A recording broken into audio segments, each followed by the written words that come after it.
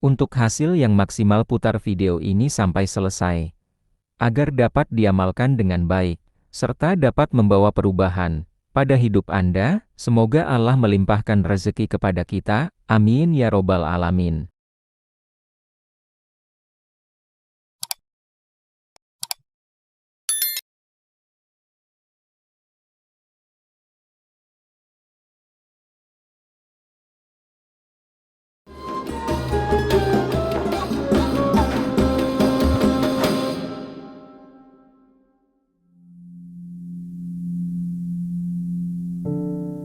Assalamualaikum warahmatullahi wabarakatuh. Sahabat YouTube yang dirahmati oleh Allah, pernah nggak sih kamu ngerasa hidup lagi penuh dengan tekanan? Dompet tipis, usaha nggak jalan, utang numpuk, dan hati kayak dikucek-kucek. Mungkin kamu pernah berpikir, ya Allah, kapan ya semuanya akan membaik? Kalau kamu lagi di fase itu, kamu gak sendiri. Banyak dari kita ngalamin hal yang sama. Tapi tahukah kamu, ada satu surah pendek dalam Al-Quran yang Allah turunkan bukan cuma buat nenangin hati, tapi juga buat ngasih petunjuk bahwa di balik sempitnya hidup ada jalan keluar. Surah itu adalah Surah Al-Insyirah, atau sering kita dengar dengan nama Surah Alam Nashrah. Suratnya nggak panjang, cuma 8 ayat, tapi isinya Masya Allah dalam banget. Dan di video ini kita bakal bahas bagaimana membaca dan memahami surah ini bisa jadi pembuka rezeki kita. Bukan karena mistis, tapi karena makna dan mindset yang dibentuk dari dalam. Apa itu surah Al-Insyirah? Surah ini turun di Mekah. Artinya, surah ini datang di masa-masa dakwah.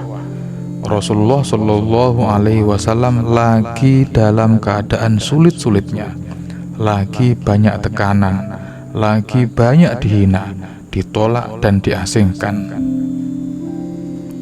Alam nashrah laka sodrak, bukankah kami telah melapangkan dadamu?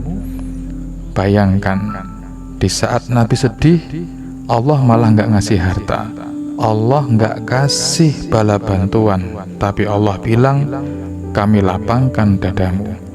Artinya, sebelum rezeki lahir dan datang, Allah kasih rezeki batin dulu, berupa ketenangan, kelapangan hati, dan rasa syukur. Ayat demi ayat dan maknanya dalam hidup kita. Mari kita bahas pelan-pelan. Alam nashrah laka sodrak. Allah bertanya, bukankah kami telah melapangkan dadamu? Maknanya, Allah ingatkan kita bahwa semua beban bisa ditanggung kalau hati dalam kondisi lapang. Hati sempit sama dengan rezeki juga mampet. Kemudian yang kedua, wa wada'na anka wizrak alladzi anqadha dhahrak. Allah angkat beban Nabi. Begitu juga dengan kita. Kalau kita dekat dengannya, Allah akan bantu ringankan beban kita. Allah akan bantu ringankan masalah-masalah yang sedang kita hadapi. Kemudian ayat ketiga, wa rafa'na laka dzikrak. Saat kamu sabar, tetap baik meskipun dihina, Allah sendiri yang akan angkat derajatmu. Nama baikmu naik tanpa harus kamu promosikan sendiri.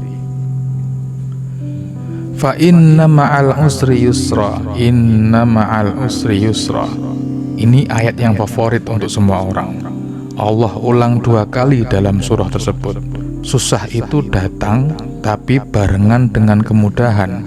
Dan kemudahan itu tidak hanya satu, tetapi banyak kemudahan. Fa'idha faraghta fansab wa ila rabbika farghab. Kalau sudah selesai satu urusan, jangan malah layeh-layeh, lanjutkan lagi untuk berikhtiar, dan selalu arahkan niat dan harapan cuma kepada Allah semata. Kenapa surah ini bisa jadi pelanda rezeki? Rezeki itu bukan cuma soal uang, tapi soal energi, soal keberanian, ketenangan, dan keyakinan. Surah ini menyentuh langsung ke pusat energi kita, hati kita.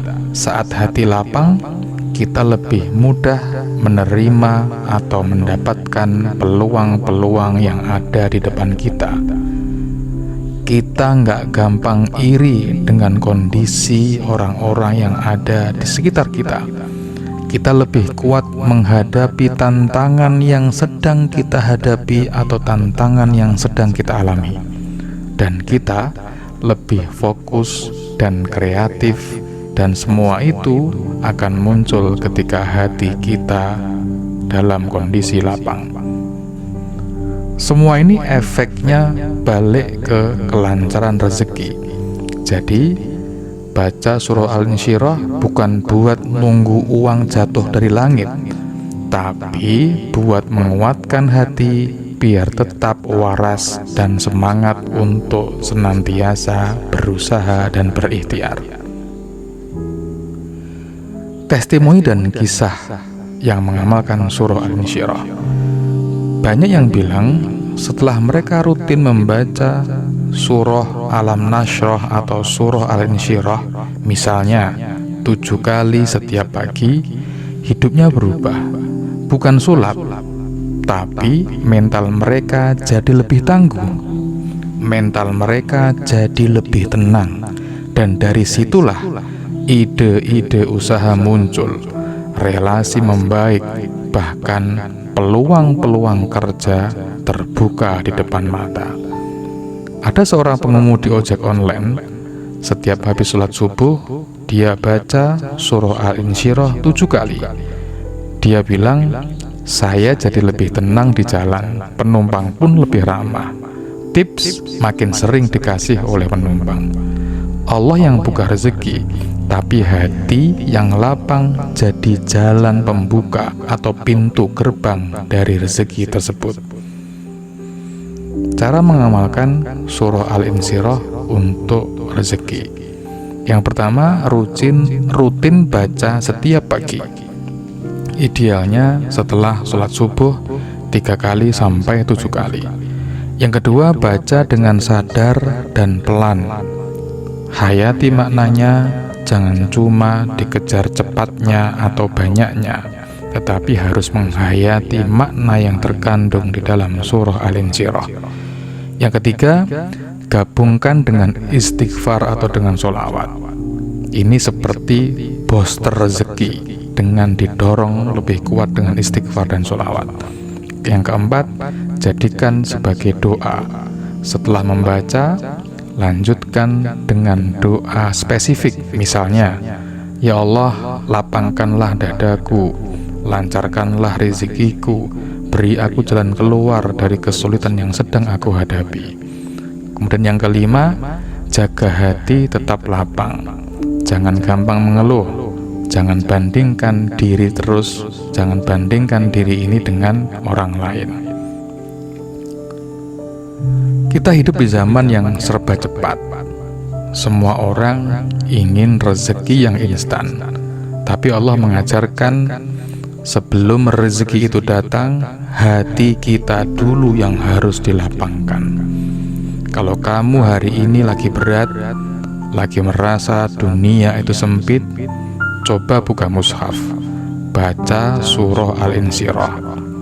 Bukan hanya dibaca, tapi dirasakan.